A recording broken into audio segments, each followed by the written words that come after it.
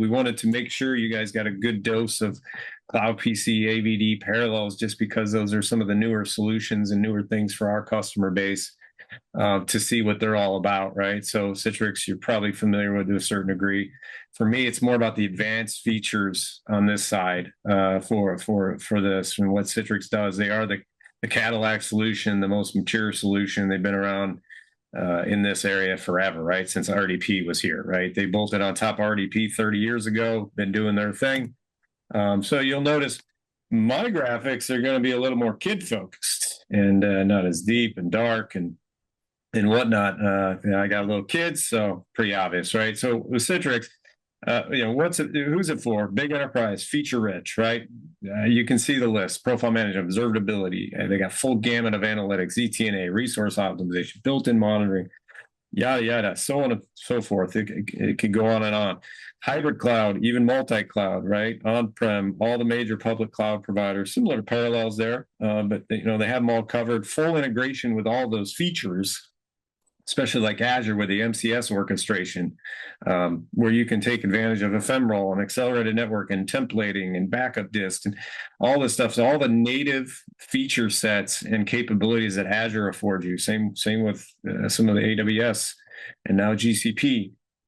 They allow for that, right? So that if you need that full feature-rich, image orchestration. They even have PVS. I'm not going to go into that, but they have two different methods. The policy and the policy engine is just crazy, right? So you heard these guys talk about really what these solutions for the other two are RDP based, right? So you got the policies that are given to you that are part of the RDP side of the things. That allows you to control those pieces, right? So Citrix obviously plays in that world, and RDP stuff still matters, but anybody that's looked at the policy engine from a Citrix perspective knows there's 100 and something various granular policies with 6 different ways to filter them and so on and so forth. So there's just a ton of capability there, right? If you're using NetScaler for other requirements, NetScaler direct competitor with F5, full robust networking appliance on that side of the fence, included with the Citrix portfolio that really can be for other anybody that knows that that's an F5 play. That's for other workloads. That's now included with all their licensing. And then if you need that mature, feature-rich DAS, PaaS, control plane with SLA, 3 nines on that side, they got Workspace, GAS. Really, just kind of like the only other ones that really has that is the Omnissa play with what they got with Horizon 1. That's that full feature set PaaS there. And then who's really not targeting, as we know plenty about. If you don't have basic needs if you got basic needs without all these bells and whistles that I just spoke about, if you don't need Chain's Tesla with its 42 cameras and its big screen and your 172 controls on the onboard computer, the key is fine. It can do the job. It has enough controls to do what you need to do. You really don't need to play on the Citrix side of it. So shorter term commitments. Citrix doesn't want to date anymore. That's over. That month to month, that 1 year, you can't get a 1 year anymore, right? It's 3 years or longer, right? They want full time. They want marriage. So anybody that wants shorter term commit, it's just not for you. And they've said that many times. Smaller user counts, less than 250. Nope. Customers that really without the dedicated EUC team to learn, support, figure out, from a Citrix standpoint, you really got to be into the tech to know it really well. And then just that single data center, single use case requirement, more simplistic, probably not for you from that standpoint. So some of the big features for me, that you might not be aware of: native conditional access with multiple IDPs now in Workspace. You could basically, it takes away needing like adaptive auth that they had before, takes away needing an on-prem NetScaler with all the in-factor flow and complexity. It's tech preview right now, projected to be GA soon, but really it gives you that opportunity to use any and all of these right side of these, the IDP play, and then, create your own type stuff. So you basically can select a condition, let's say it's AD group. You can give it a policy name, a prioritize for that AD group. And then in this case, like, for example, I'm doing a slow roll MFA for Citrix TOTP. So it's just native flow for me building that out to where I don't have to go get crazy like we've had to do with Nfactor and NetScaler, which is very complex, where we can do Again, you could even do 2 different SAML policies now, 2 different SAML providers, and have different ones for different groups. And again, that's that flow, right? Device posture checking, continuous evaluation, just natively part of that, right? Stuff that Entra ID provides and some of these other full-blown identity providers provide. It's native capability within Workspace. So if you aren't doing Entra ID or you're not using Duo or Okta or something like that, there's a plethora of checks for various endpoints within there. It eliminates that EPA agent. If you're familiar with the NetScaler back in the day, we used to do VPN with the EPA agent. It's now a secure access agent. It eliminates the need for the NetScaler. Again, it was very convoluted and difficult to control any of this. This is not, right? So DAS Universal now, UHMC and CPL includes this. Intune integration. You can basically offload to Intune to approve compliant devices, right? So you can basically say, if Intune says you're okay, let you in. Gotcha. Test mode's now there. It's still global though, so users do see that when you turn that on for this capability. Again, this is that additional added stuff that these other solutions aren't going to have that we just talked about. There's my timer. Full diagnostics dashboard built in. You can see here, this is kind of what it does. Compliancy, non-compliancy, full deny access can be like a quarantine approach. Here you can, basically manage the certificate that has to be there. You can skip it. You can basically do the periodic scan, as you can see, for that continuous evaluation as part of this. And then finally, the Microsoft Intune integration, which we have configured here, which you can basically offload to there and say you have to be approved through the APIs. It just hooks into Intune for allowing you in, right? Adaptive access. So this is really that old smart access for Workspace, but now adaptive, that gives you the capability to hide, show based on a plethora of conditions as well. So really that zero trust approach based on user groups, device, location, so on and so forth, showing and hiding and putting policies, clipboard, printer, whatever, all of the various things that you're familiar with from like a policy engine around adaptive conditions, which include like geolocation, device posture, all those type of things, right? So it's native, doesn't require NetScaler gateway, like all these other things. Location tags for adaptive access light up as soon as it's enabled, and then they can be consumed. So then you start seeing internal, external scenarios under network location. DAS, UHMC, or SPA give you this capability.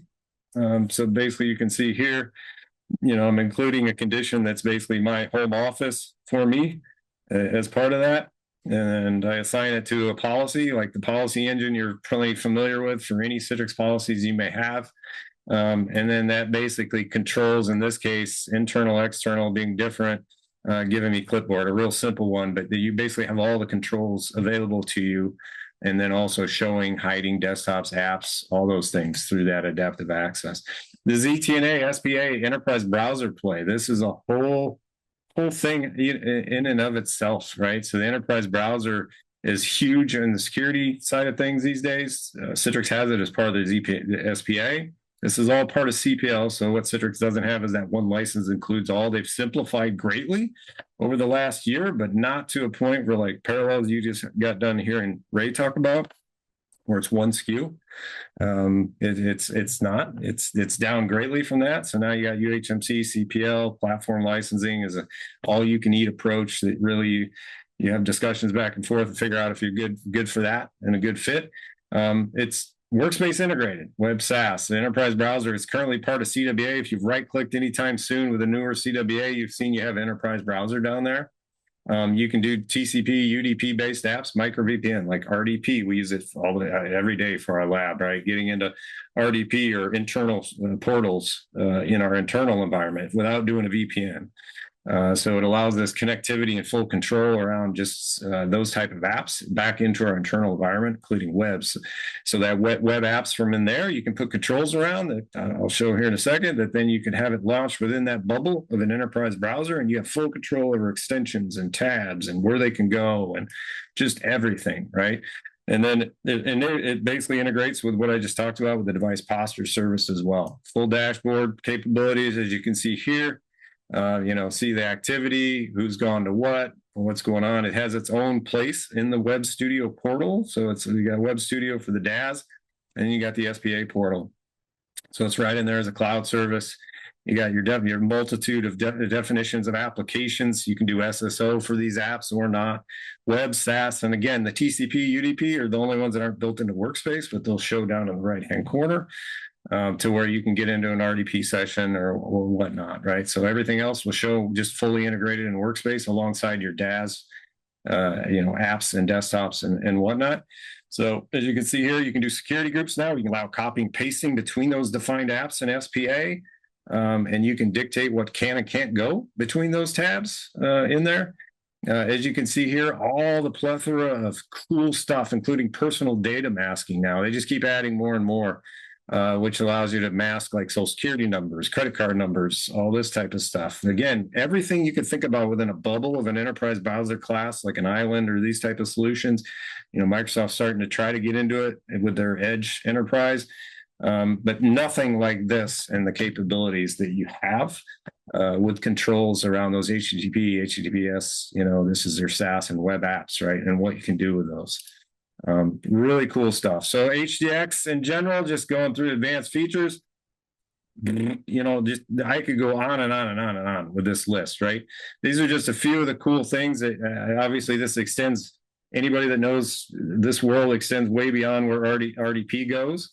And allows us they're constantly developing on this side of the house. That's why for advanced graphics, for anything, related to, hey, do I have a tune for this, that, and the other thing? Maybe not the best if you don't like 401k option with 100 different options on your 401ks, and trying to figure that out. But if you do like that control of granularity around this stuff, this gives you everything you could think of, right? Everything.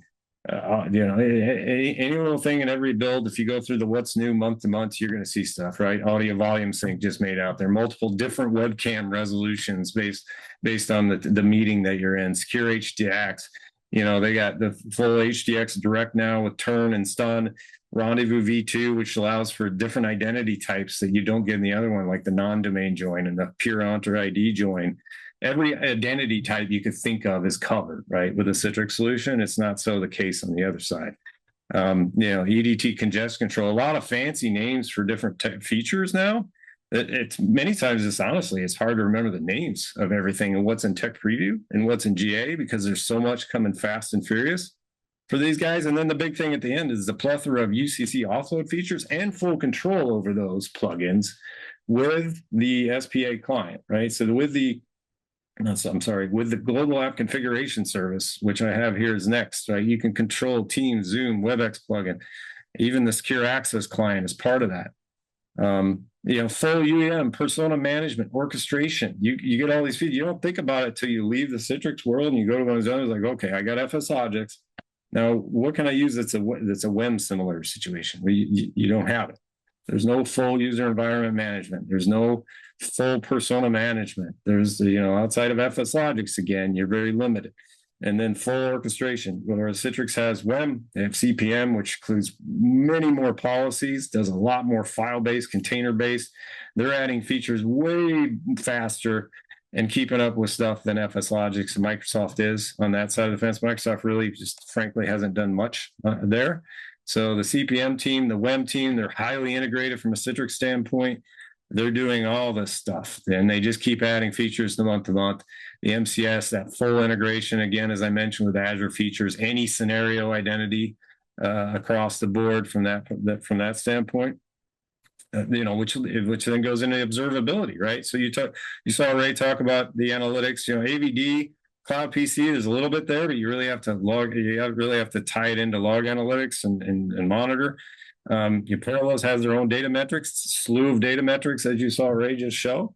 Citrix has built-in monitor in the cloud service. Director, obviously, they've been using for on-prem.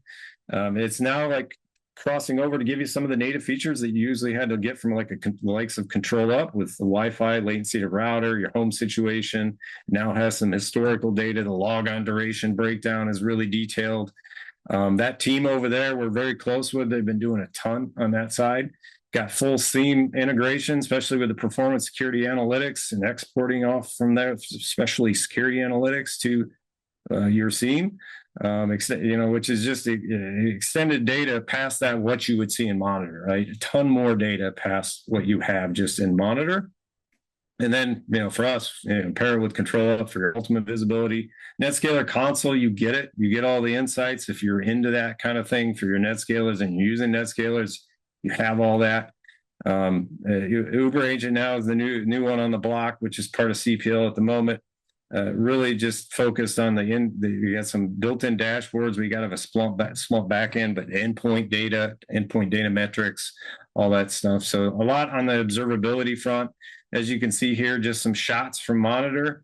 If you haven't looked anytime recently in the cloud side of things, the breakdown just keeps getting more and more detailed. From that standpoint, you got profile details for how much is in each directory when you're using CPM as part of that. You have here, you're coming into the gateway service, so the gateway, the endpoint, your resource location, give you a nice little visual on that, your latency, your stats. This is all just being built in and added to every month, right? So every month there's new features in here. It's incredible.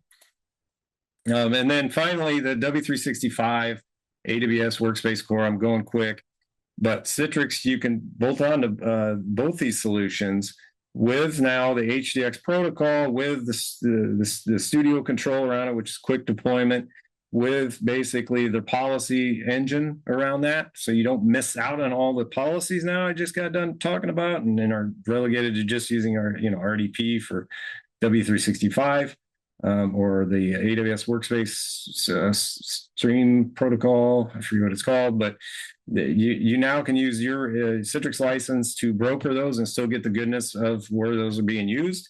So native integration there with these solutions included with all, everybody gets it, DAS, from that standpoint. So these are pretty incredible. We've been working projects with both the AWS Workspace Core side and the Cloud PC side, obviously, from what Shane was just talking about. So, they have that integration as well. So you can see here, it's just under the quick deploy. You go whichever direction with 365 or Core. You go through a quick 5 or 6 steps to hook into your account. From that standpoint, your account ID, network interface, connect to the AWS account. I can import the image here. And then as you can see here, it shows up as a machine catalog. It's controlled by quick deploy in the studio, just alongside everything else for AWS. Same goes for W365. You assign a license, a little bit different, as you can control a little bit more when you see it in the studio console at that point. But same idea is that the license assignment that creates this automatically with this name. It creates the hosting connection for you with that name. You don't have to do any of that. It's just a click, click, click, done. And then, so that really is on the Citrix front. A couple of the new players here, Porto, Sonnet. I know you're going to hear more about these guys at the World of EUC that you're going to see all 3 of us at here in a couple of weeks. We're making sure that we're talking to some of the newer players in the industry and what they can give us as far as this EUC toolbox that we're talking to. Porto's been there a long time. Not a lot of people have heard of them or know about them. But that's one that we've been talking to here recently. And then Shane's actually participating a little bit on their advisory side of the house. And then Sonnet.io is more of a full SaaS PaaS white glove treatment, started in the cybersecurity space. Really cool stuff they're doing, really different from all the others. Zero trust approach.